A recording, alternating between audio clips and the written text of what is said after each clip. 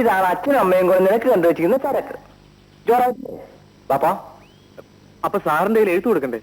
അത് ഞാനങ്ങ് മറന്നു. വാ. വരണം വരണം. നമസ്കാരം. ഞങ്ങൾ കുറെ നേരമായി പ്രതീക്ഷിക്കാണ്. ഇരിക്കൂ. യാത്രയൊക്കെ സുഖമായിരുന്നു? പ്രത്യേകിച്ച് സുഖമില്ലായിരുന്നു. ഗോമതി, അവര് വന്നു. മോളെ വിളിക്കേ. ശ്രീധരന് അമ്മയെ കണ്ട ഓർമ്മയില്ല അല്ലേ? ഇല്ല.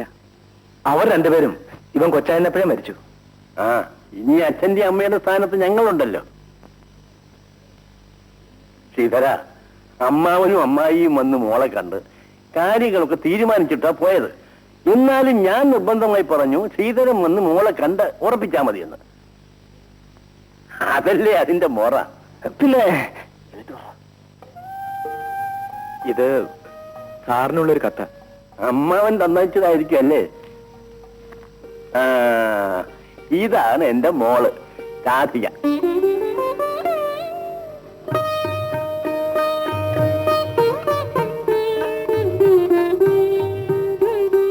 മോളെ, ഇതാണ് ശ്രീധരൻ. വായിക്കുന്ന കത്ത് തിരിച്ചു വാങ്ങിക്കാം. ക്ഷമിക്കണം സാർ, ഈ കത്ത് സാറിനുള്ളതല്ല. പെണ്ണ് കാണാൻ വന്ന വെപ്രാളത്തിന് ഇവൻ ആള് മാറി തന്നുപോയതാ.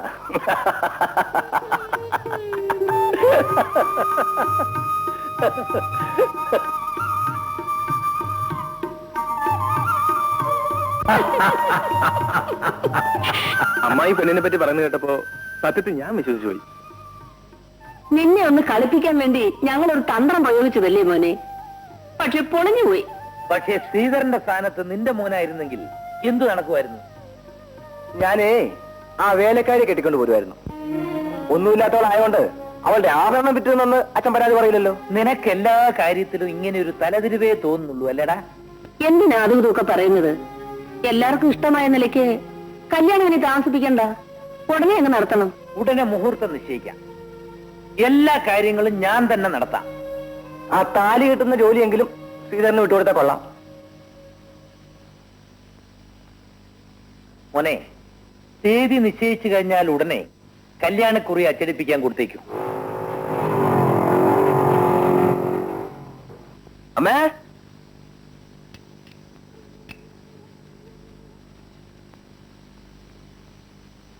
ദാ പ്രസാദം. അമ്മ പറഞ്ഞതുപോലെ പുഷ്പാഞ്ജലി കഴിപ്പിച്ചു. എന്റെ മോനെ, നിന്നെ ഇങ്ങനെയൊന്ന് കാണാൻ അമ്മ എത്ര കാലമായി കൊതിക്കുന്നു. അമ്മയെ ഞാൻ ഒത്തിരി വിഷമിപ്പിച്ചല്ലേ? അതൊക്കെ മറന്നേക്ക്. അമ്മ ഇനി ഒരു വരവരച്ചേ, അതിനപ്പുറം ഞാൻ ഇനി കിടക്കില്ല. പോടാ, വരെയൊന്നും വരയ്ക്കുന്നില്ല. നീ കല്യാണമൊക്കെ കഴിച്ച് സന്തോഷമായിട്ട് ജീവിക്കുന്ന കണ്ടാ മതി എനിക്ക്. ചേട്ടാ, പ്രസാദം. വേണ്ട അനു, രാധികയുടെ വിവാഹം നിശ്ചയിച്ചു. അതിന് ഗോവിന്ദപിള്ള ഇവിടെ വന്നില്ലല്ലോ. വന്നു, പയ്യനെ കണ്ടു, വിവാഹം ഉറപ്പിക്കുകയും ചെയ്തു. പക്ഷെ ഇവനല്ല വരൻ. ചേട്ടാ, ഗോവിന്ദപിള്ളയുടെ മകൾ രാധികയെ അറക്കൽ ശങ്കരൻ നായരുടെ അനന്തരവൻ ശ്രീധരൻ 7-ാം തീയതി കാലത്ത് 9 മണിക്ക് ക്ഷേത്രത്തിൽ വെച്ച് കല്യാണം കഴിക്കുന്നു. അതിനുള്ള ക്ഷണക്കത്തായത്.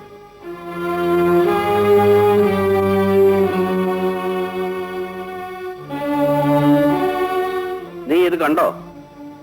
കേട്ടു. ഇതിലെന്തോ ചതിയുണ്ട് ചേട്ടാ. ഉണ്ടാവണമെന്നില്ല. മകളെ വളർത്തിയ അച്ഛൻ അന്വേഷിച്ചിരിക്കും. അന്വേഷിക്കണമല്ലോ.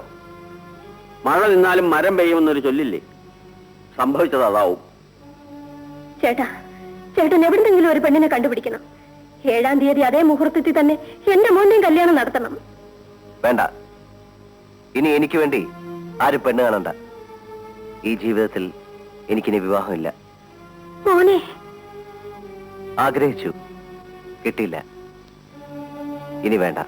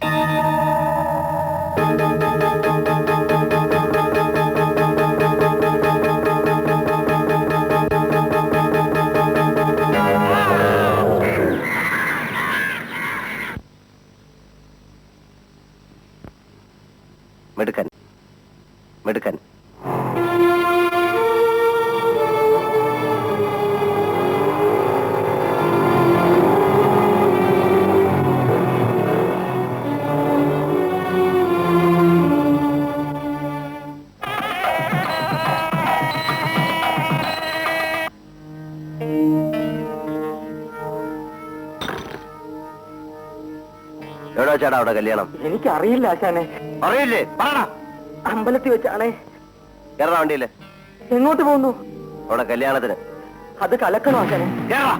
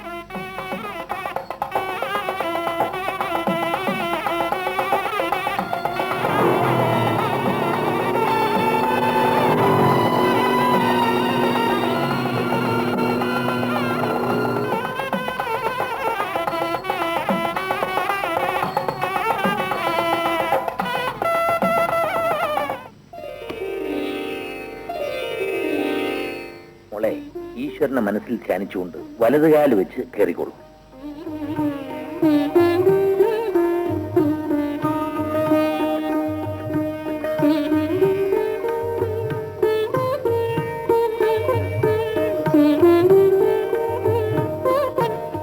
ഇനി നിങ്ങൾ സന്തോഷമായി ഇവിടെ ഒരു കുടുംബജീവിതം ആരംഭിക്കൂ. വലിയ വീടും രണ്ടാളുമായതുകൊണ്ട് ആദ്യമൊക്കെ അല്പം വിഷമം തോന്നും. എന്ത് വിഷമം? പരസ്പരം മനസ്സിലിണങ്ങി കല്യാണം കഴിക്കുന്ന പുതിയ തലമുറയ്ക്ക് അവര് മാത്രമുള്ള വീടാണ് ഇഷ്ടം. അല്ലേ ശങ്കരൻ നായര്? ഈ കിഴവികൾക്ക് ഇത് വല്ലതും അറിയാവോ പോയിന്ന പിള്ളേ? അതുകൊണ്ട് ഇനിയുള്ള ചടങ്ങുകൾ ഇവർക്ക് വിട്ടുകൊടുത്തിട്ട് നമ്മൾ വേഗം സ്ഥലം വിടുന്നതാണ് നല്ലത്. അതങ്ങ് മനസ്സിലിരിക്കട്ടെ. ഏതായാലും പാല് കാച്ചി കുടിച്ചിട്ട് ഞങ്ങൾ പോകുന്നുള്ളൂ. വാ മോളെ.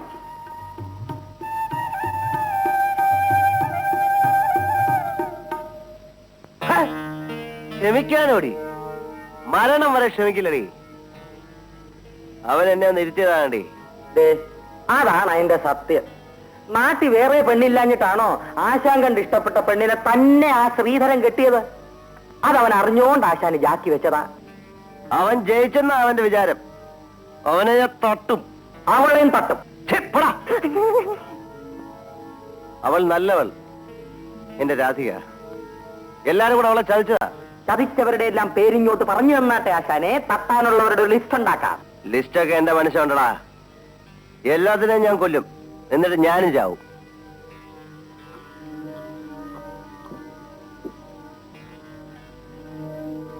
എടീ, എനിക്കിനിയും കുടിക്കണം. ഒഴിക്കടേ. അയ്യോ, ഇനി കുടിക്കണ്ട. ഒഴി. രണ്ടു കുട്ടി കാലിയാക്കി കുഞ്ഞെ. ഇനിയും ഞാൻ കാലിയാക്കും.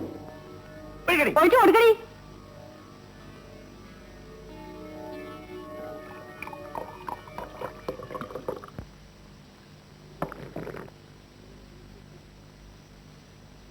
ഈ കാച്ചിയ മുതൽ എന്താ ചെയ്തു വെച്ചിരിക്കുന്നത്? കടുവർത്തിട്ടോ? എന്താ ടേസ്റ്റ് ഇഷ്ടമായില്ലേ? ഇഷ്ടമായില്ലെന്നോ? 25 വർഷമായി ഞാൻ എന്നും കാച്ചിയ മോര് ഉപയോഗിക്കുന്നു. പക്ഷെ ഇവനുണ്ടല്ലോ, ഉഗ്രൻ, ഉഗ്ഗ്രൻ. ജാക്കി വെക്കണ്ട. സത്യമരാധിക ഞാനീ പറഞ്ഞത്.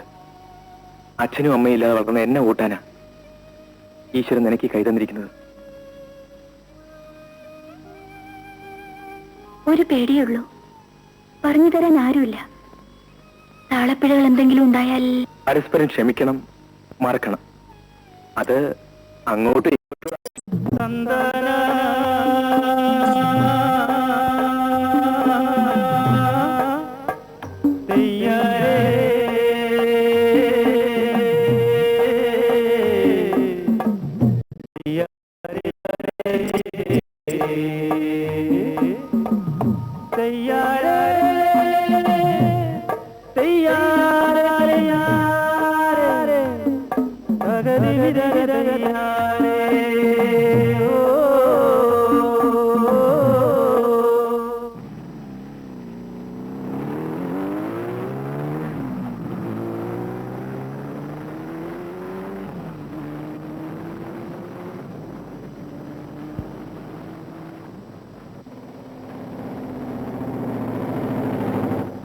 ആശാനെ, അർജുനും സുഭദ്രയും വരുന്നുണ്ട്, നമുക്ക് ഒതുങ്ങി പൊക്കളയാം.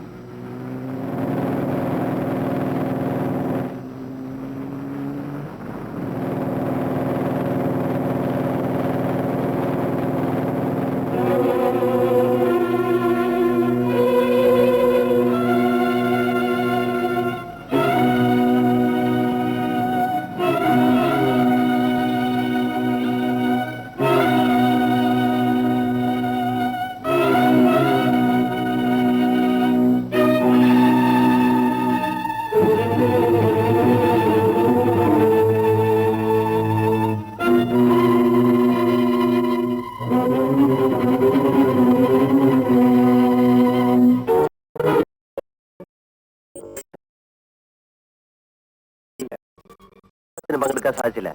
അഭിനന്ദനം അല്പം വൈകിയാലും ആവാമല്ലോ. അതെ, വിഷ് യു എ എങ്ങനെയുണ്ട് ആശാനെ? കലകി. ഏത് നാറിയാലും അറിഞ്ഞോടെ നിനക്ക് ഉത്തമന്ന് പേരിട്ട്. എന്നാലും എന്റെ പെങ്ങളെ, എന്റെ ആശാനോട് ഇത് വേണ്ട.